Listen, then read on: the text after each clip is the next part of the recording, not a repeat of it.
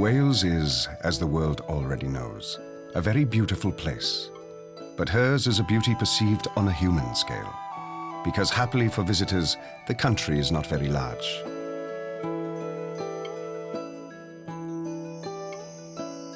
From here in its center, the heights of the Cambrian mountains, you are never more than 40 miles from any of her coasts.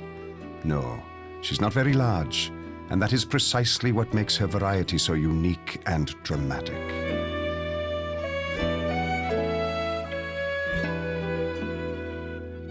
And very few places have so long a cultural history compressed into so few square miles.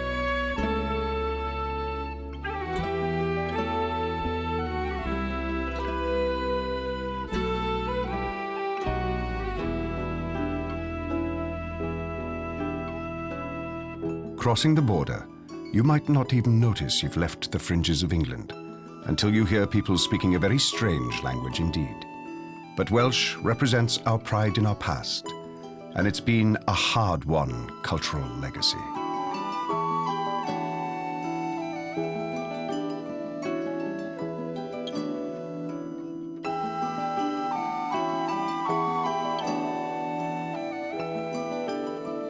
They say Chepstow Castle, Wales' oldest, begun in 1069, just 3 years after the Norman conquest, is best viewed from the English side of the Wye River.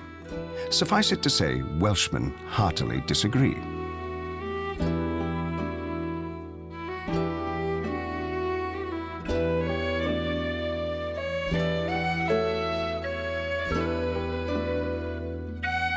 Just over the border from England is this most remarkable stretch of the Wye River Valley, which starts at a spring in mid-Wales and which, after a wide loop into England, comes back here, where it truly belongs.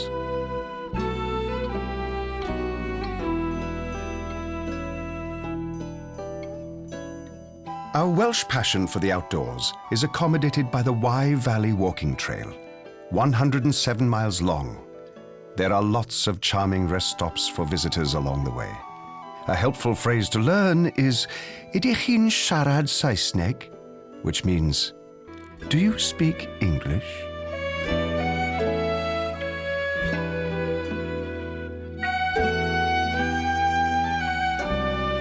One of Wales' most hauntingly beautiful sights is Tintern Abbey, immortalized by Wordsworth's famous poem. The 14th century monastery was destroyed during the dissolution, the destruction of Catholic churches by King Henry VIII and his daughter Queen Elizabeth. Nevertheless, even in its ruined state, there is solemn religious grandeur here.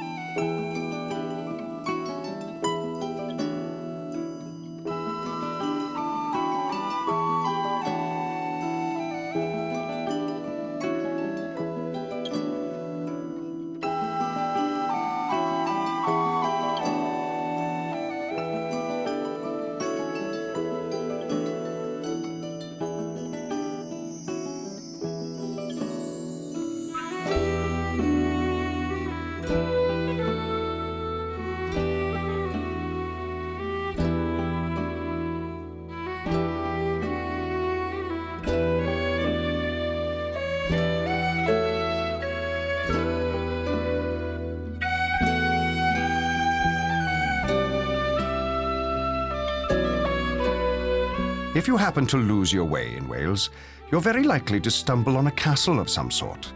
There are more per square mile here than in any other country on earth.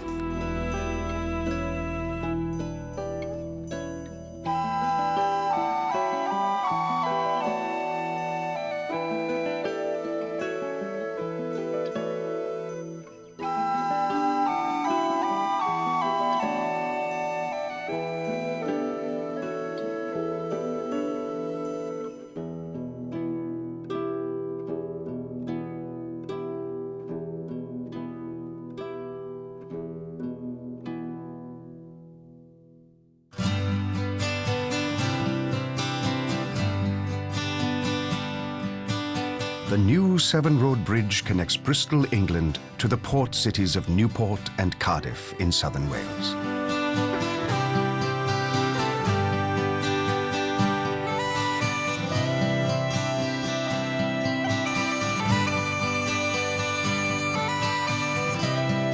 Established by the Romans in 75 AD, Cardiff was a quiet country town until the Industrial Age, when it became the world's busiest coal exporting city. Surprisingly, Cardiff only became the country's capital in 1955.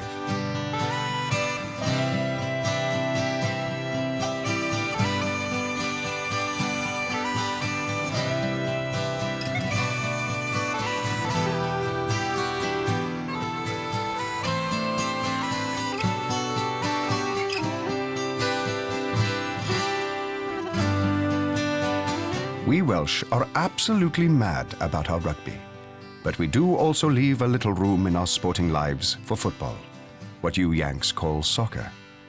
Given the foul weather that can come up in an instant, a retractable roof for the stadium is an absolute necessity here.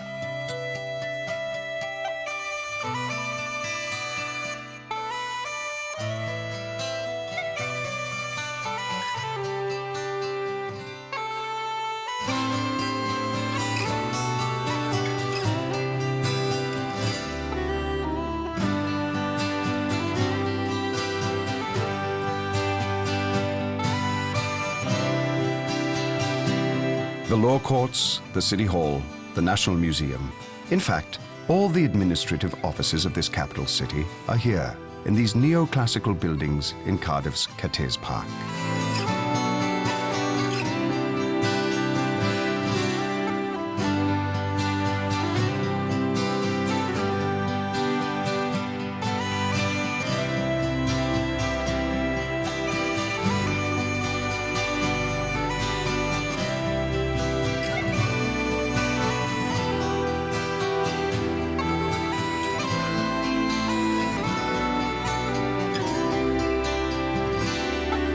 If you expect to see only turn-of-the-century neoclassical architecture in Cardiff, you'll be pleasantly surprised by some of the modern buildings down by the waterside.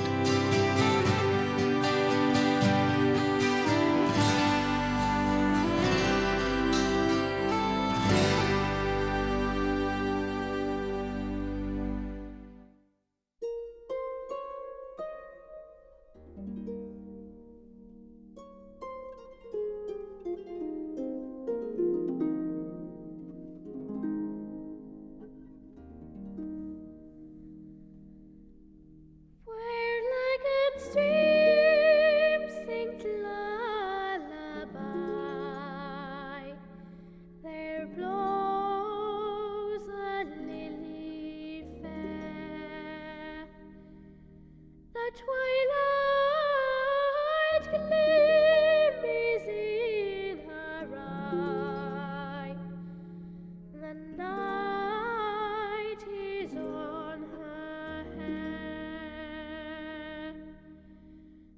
and like a lovesick land, and she hath my heart in thrall.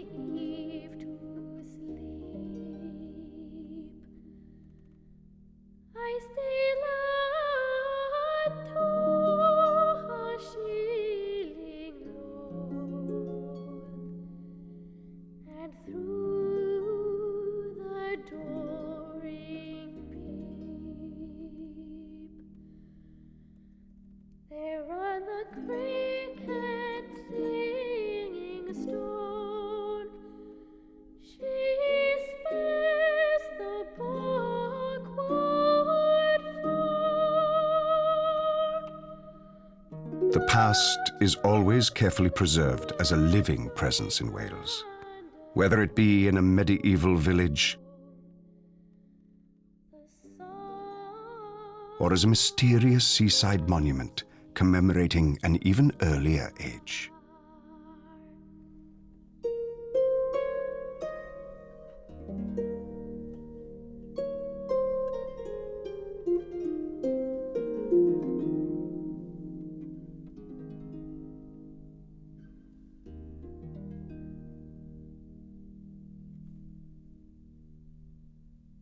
Barry is a commuter town near bustling Cardiff and offers the tranquility and charm of a South Wales coastal community just 10 miles away from the capital city.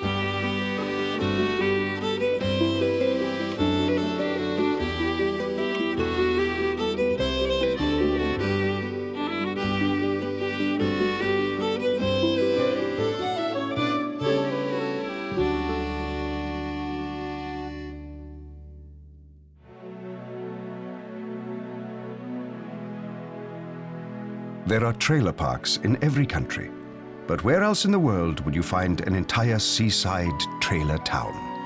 And so neatly arranged and organized.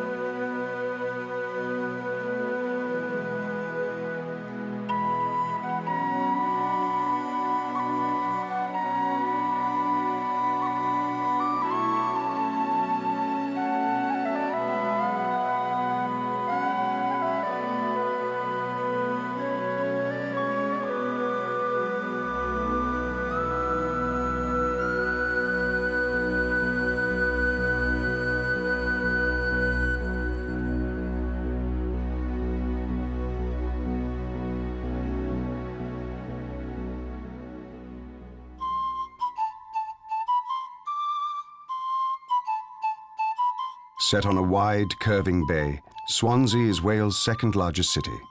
Its most renowned son was the Welsh poet Dylan Thomas, who referred to himself as a roaring boy from an ugly, lovely town. Ugly because it was the center of Britain's copper smelting industry. Lovely because Thomas wrote with such deep affection about his Swansea childhood.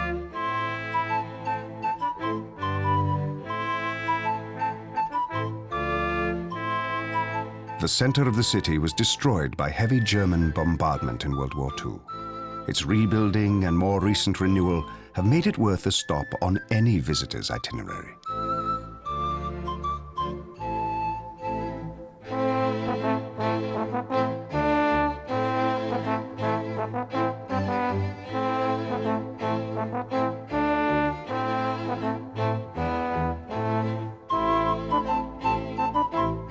The Maritime Quarters redevelopment, which has transformed the old dockyards, is the new city's pride and joy.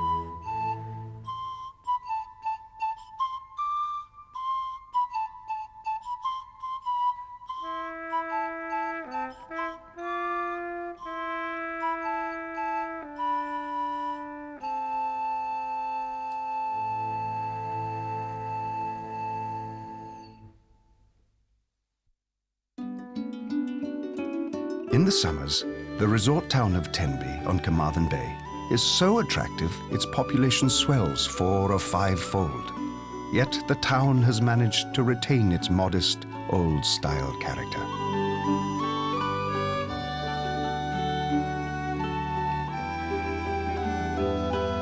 The pastel-painted Georgian houses, most of them hotels now, stand tall above the cliffside harbour, giving Tenby a look of authentic old-world charm.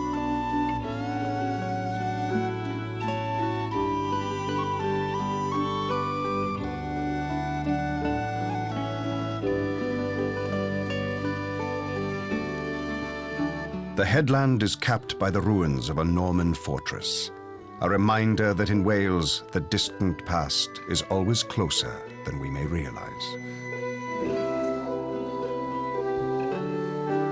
3 miles offshore is Caldy Island, which attracts flocks of seabirds and migrating seals, and therefore curious tourists as well.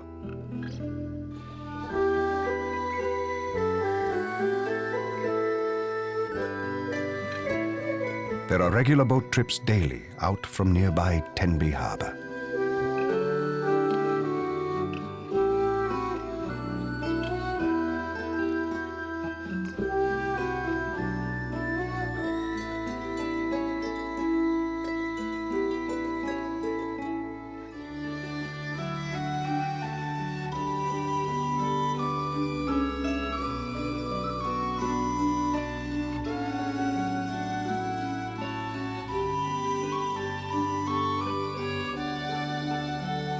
But the island's greatest attraction is a Cistercian monastery. The monks here make a perfume from the island's wildflowers. When the wind is just right, the breeze captures the aroma and carries it back over the coastline, making this whole charmed land seem like an enchanted isle.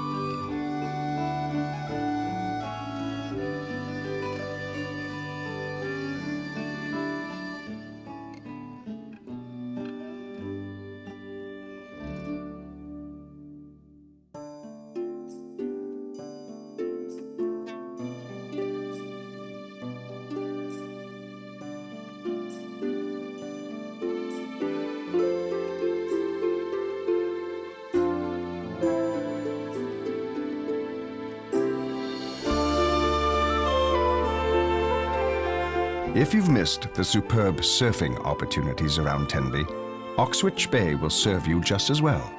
Its surf is among the finest in all of Wales.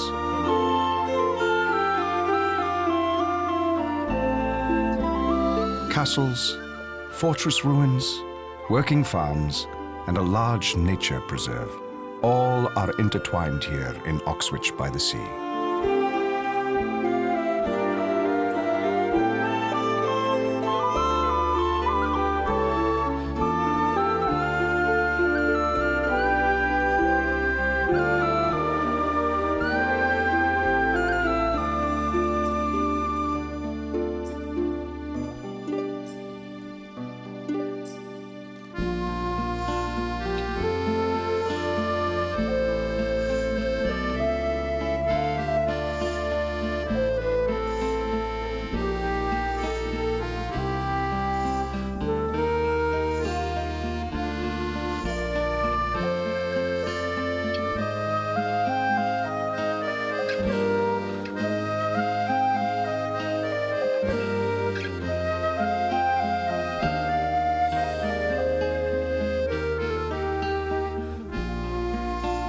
The tranquility of a typical town on the Gower Peninsula is captured perfectly by quiet, unassuming Reynoldston.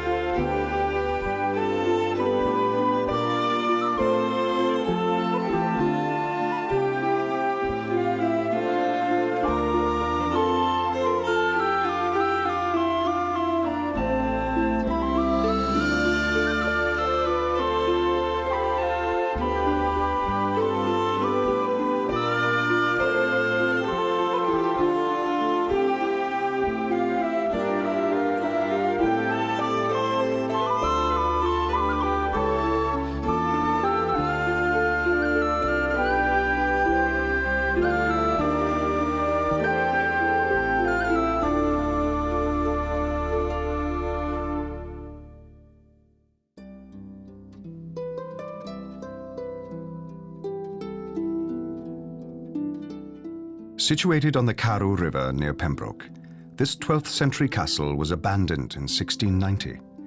Its great limestone walls are now home to a vast number of environmentally protected bats. More interesting to most tourists is a rare 11th century Celtic cross that marks the entranceway.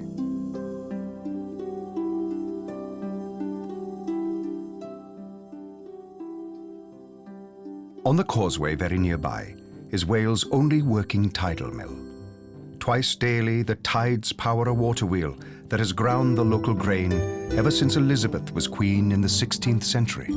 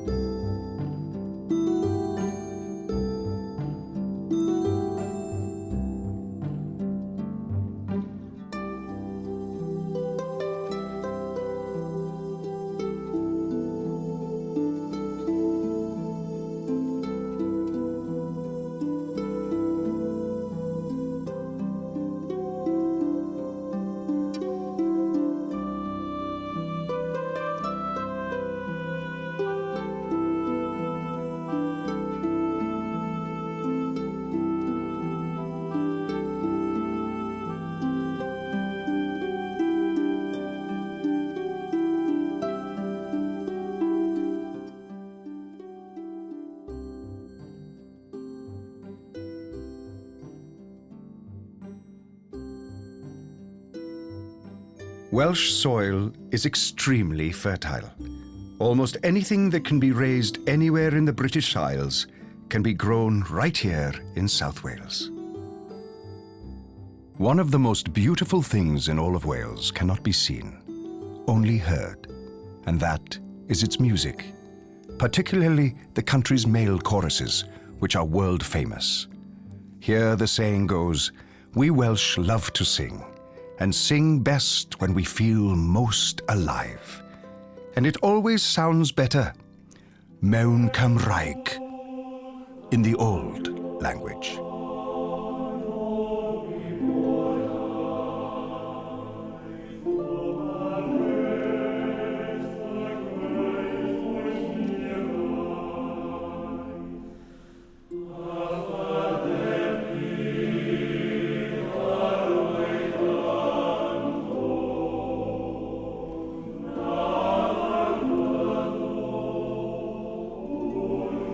It is always something of a surprise to see just how closely the farms, the pasture land, and the roaring sea have managed to coexist.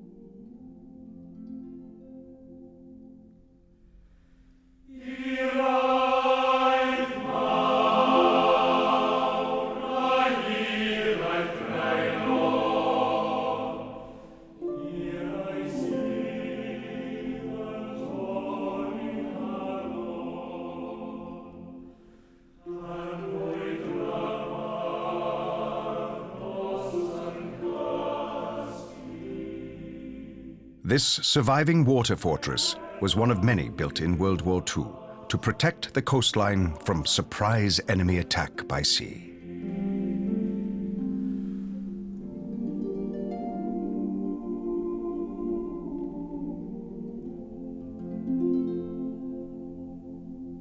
The town of Solva is named for its river, or perhaps vice versa. However it was, both town and river meet the rugged St. Bride's Bay coastline here.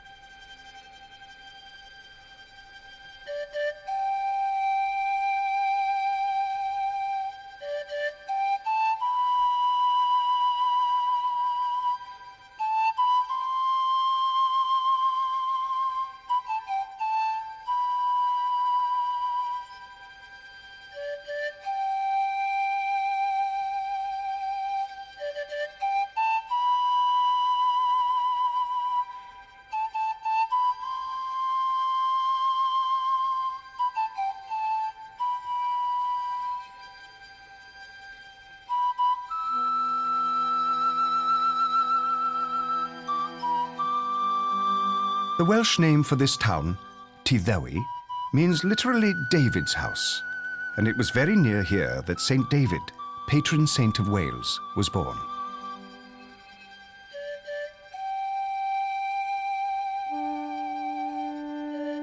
This is the holiest site in all of Wales. A 12th century pope declared that 2 pilgrimages to this cathedral was the equivalent of 1 to Rome, and 3 were the same as a pilgrimage to Jerusalem itself. St. David founded an ascetic monastic community here in the 6th century that grew into the early Christian or Celtic church.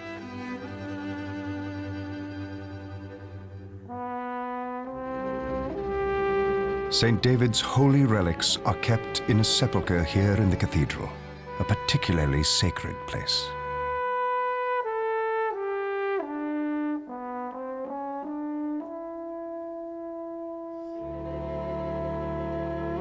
More haunting than the cathedral are the ruins of the adjacent bishop's palace, which at one time embodied the enormous wealth and power of the once modest church St. David founded.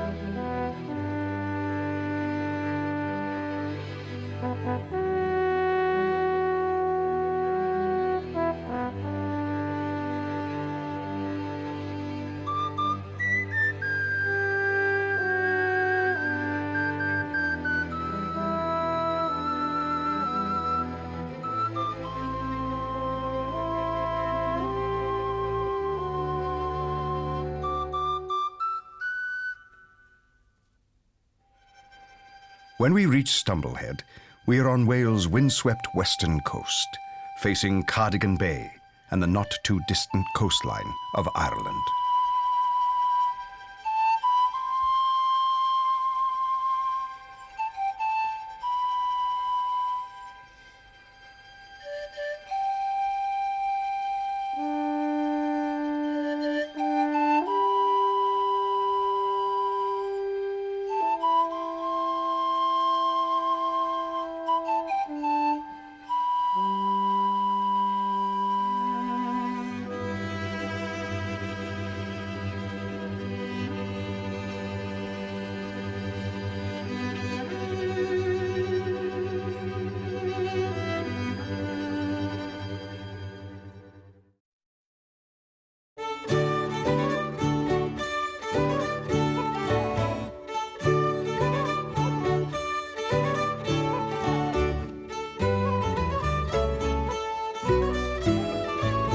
Virtually every small inlet on Cardigan Bay shelters a Welsh village with a working fishing fleet.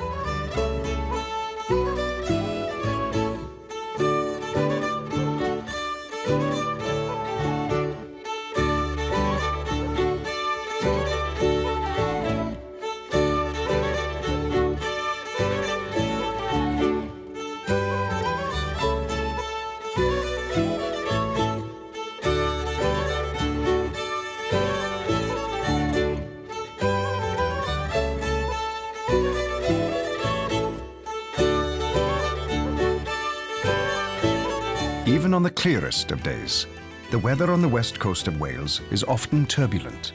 And even when it's not, changes can be sudden and very surprising.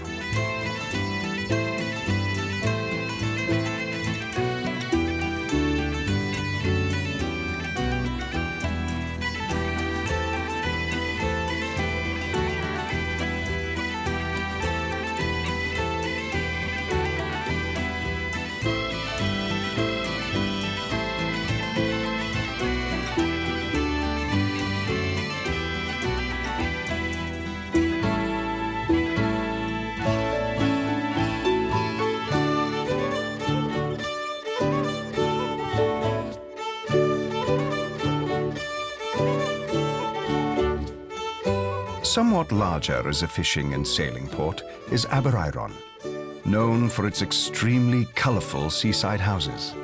The old port's charm has helped make the town a very popular summer resort.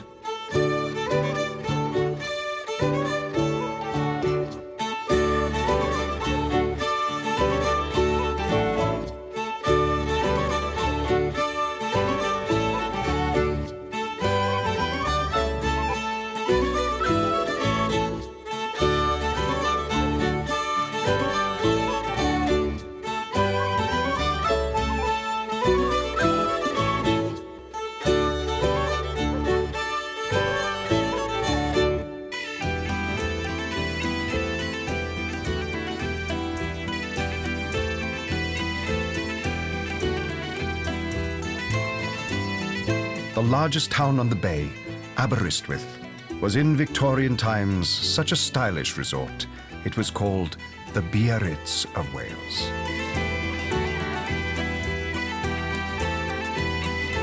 The University of Wales was founded in this very building, first constructed as an opulent hotel in 1872.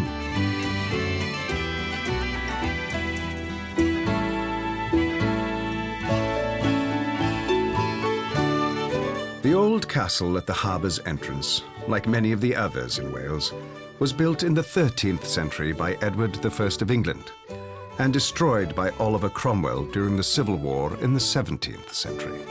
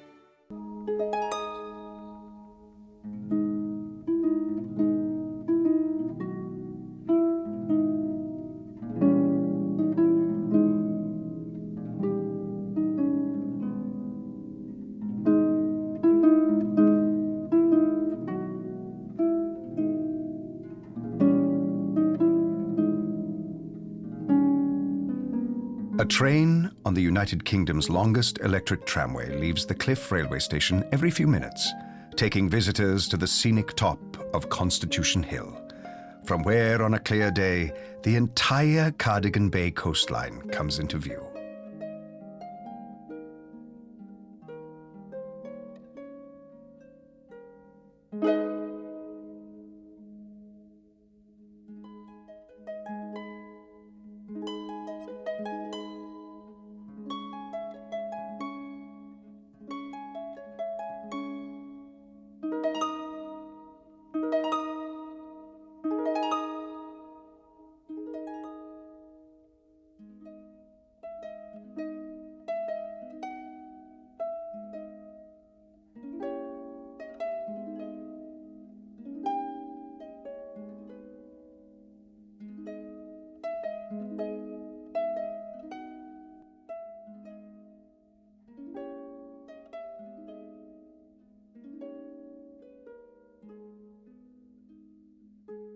Harlech is called the Castle of Lost Causes, because throughout the ages it has been defended so often and so unsuccessfully. In the old days, the sea used to come all the way up to the castle's western wall. Time and tide have both receded, and the ruined castle stands alone.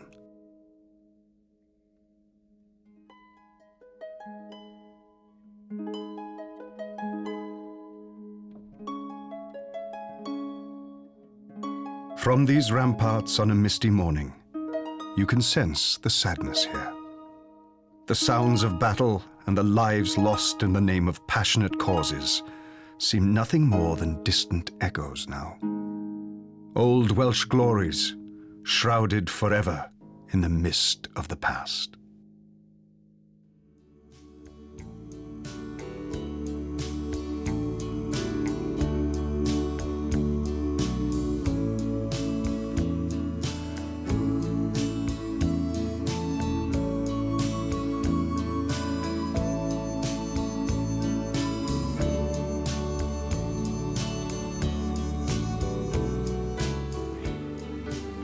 Many people left the valleys of Wales to try and make a better life for themselves in cities all over the world.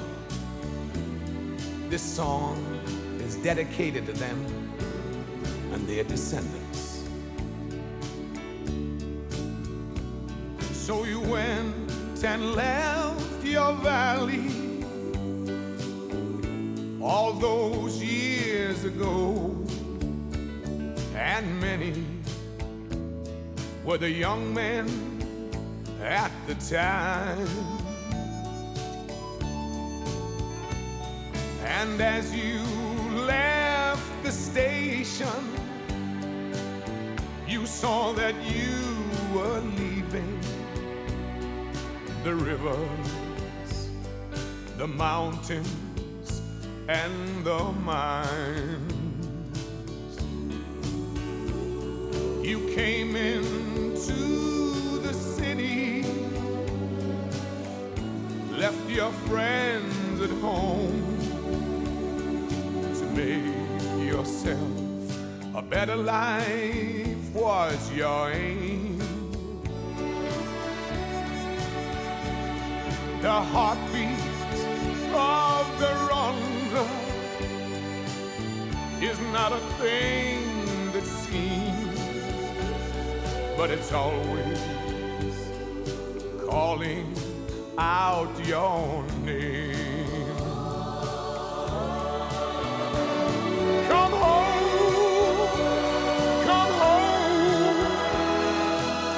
to where you belong, back to the wrong, your land of song. The bright lights of the city are not what they seem. Come home from the boy where the valleys are green.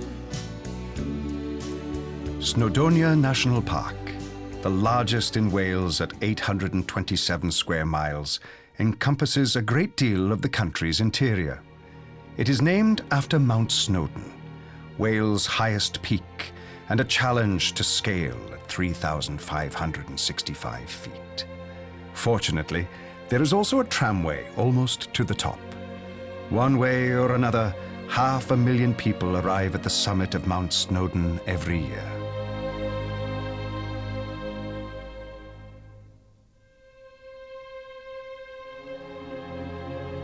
Up here, no sooner have you finished skirting one glacial lake in Snowdonia Park than you are certain to come upon yet another.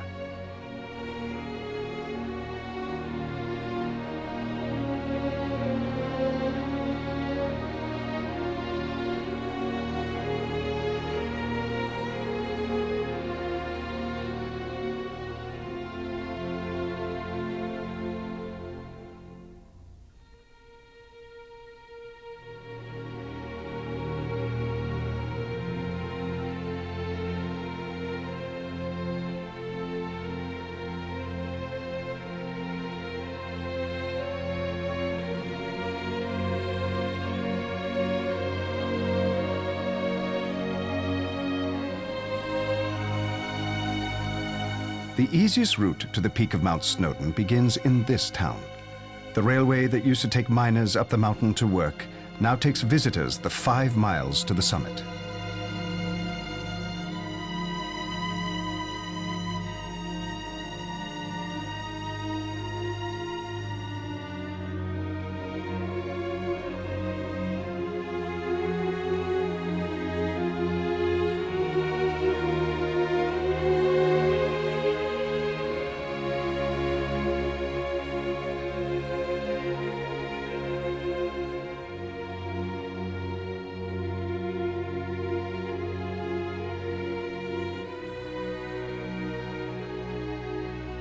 And if you are going to climb, there's no reason not to do it in stages, at your own pleasurable pace.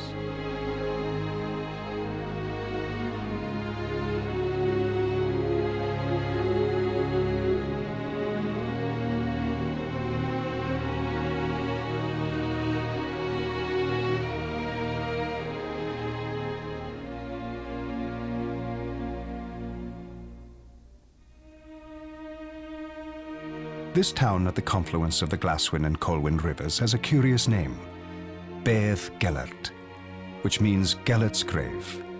This specific Gelert was a brave dog who died while saving the infant son of old King Llywelyn from wolves. Legend has it that the dog was buried here, but no one has yet to discover his actual grave.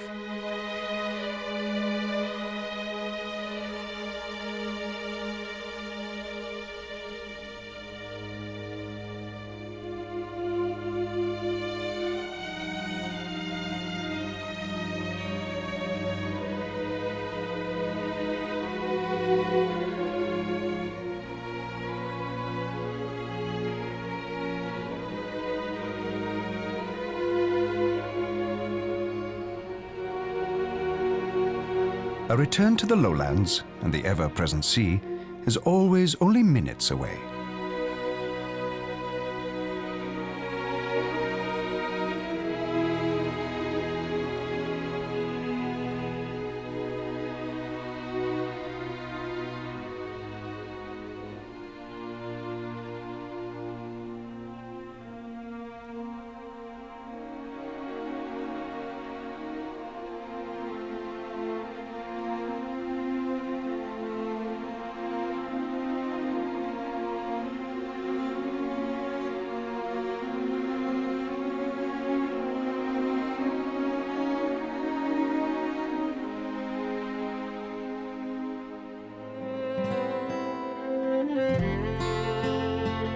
Nestled on Tremadog Bay is a site no one ever could have reasonably anticipated.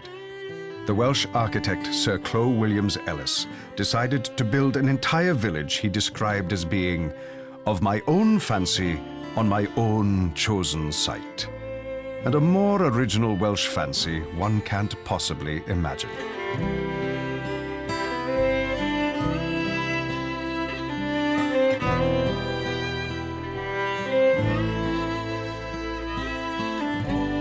"50 buildings ranging in style from the Oriental and Greek classical to the Romanesque and Gothic surround a central 19th century Italian piazza. Sir Clo Williams Ellis has certainly given the word eclectic a whole new meaning."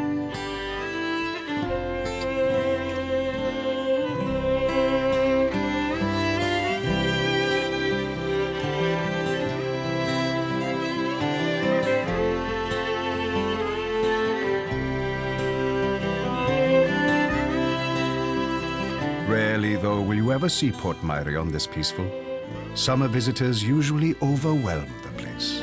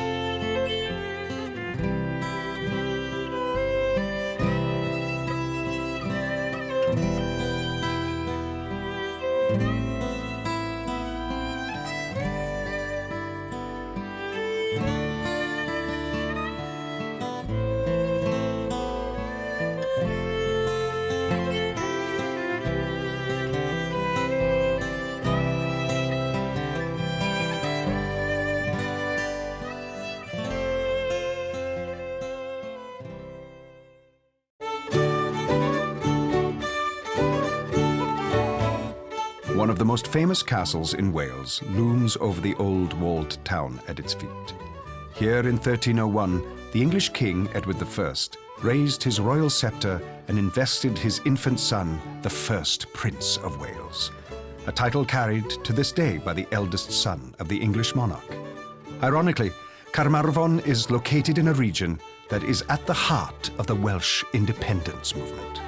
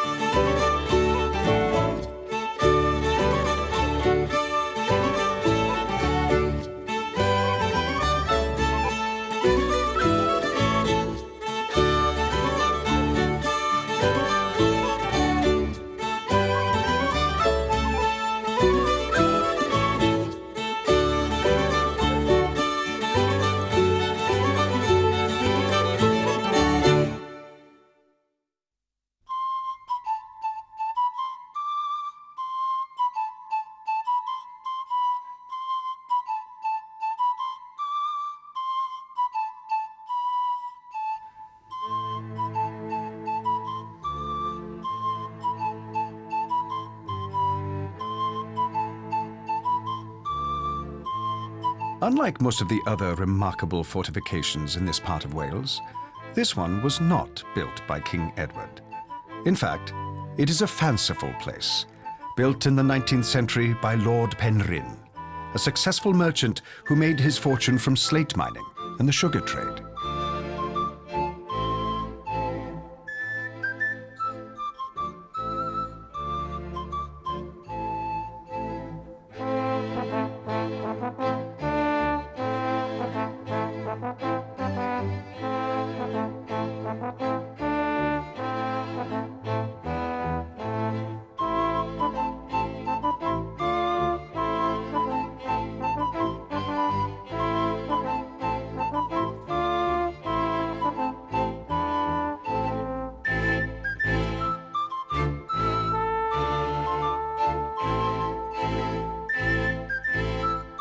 So much more tasteful and serene is this exquisite manor house in the Tudor style, nestled in the countryside near the medieval walled city of Conwy.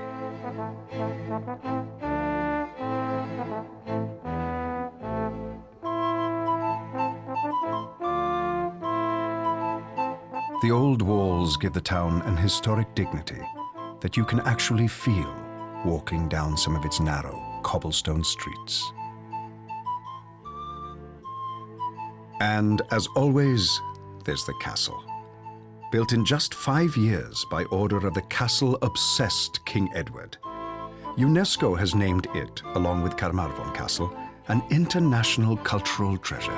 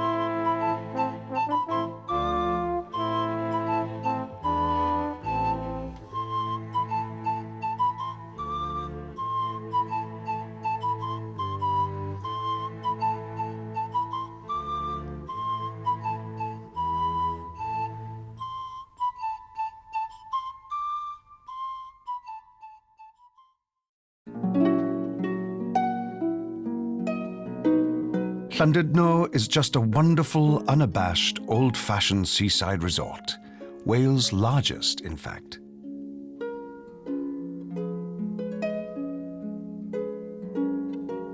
In In the grand Victorian tradition for such typical holiday towns, Llandudno boasts a pleasure pier almost half a mile long.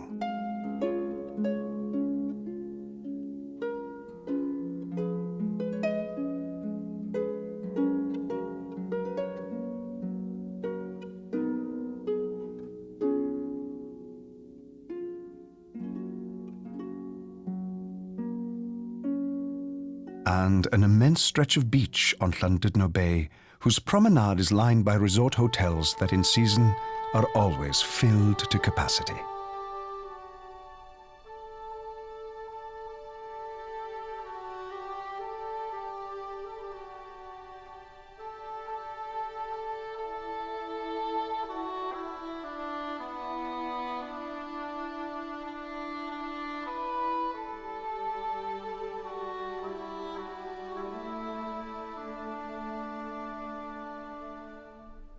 Ar lan y môr mae'r hosus cochion.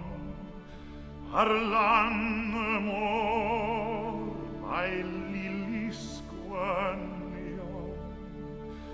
Ar lan y môr mae nghariad unig yn cysgu'r nos a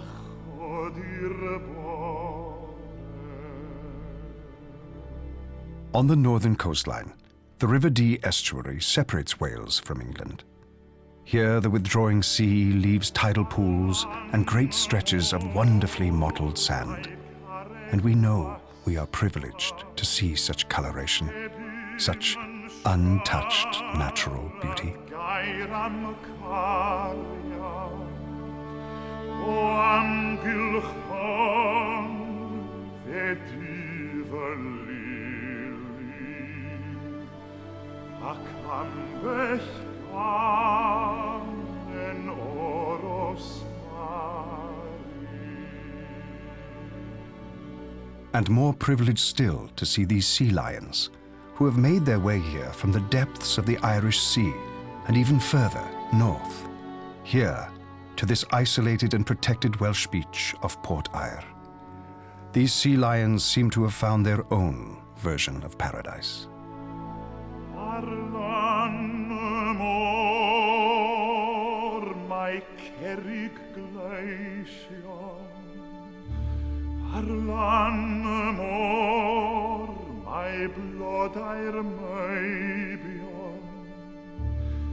Ar lan y môr mae pob rinweddau. Ar lan y môr mae nghariad unig. And perhaps we should take our cue from the sea lions and realize that, having discovered the wonder of this very rare and special place, this wlad brydferth, land of poets and song, that we too may just have had a glimpse of paradise.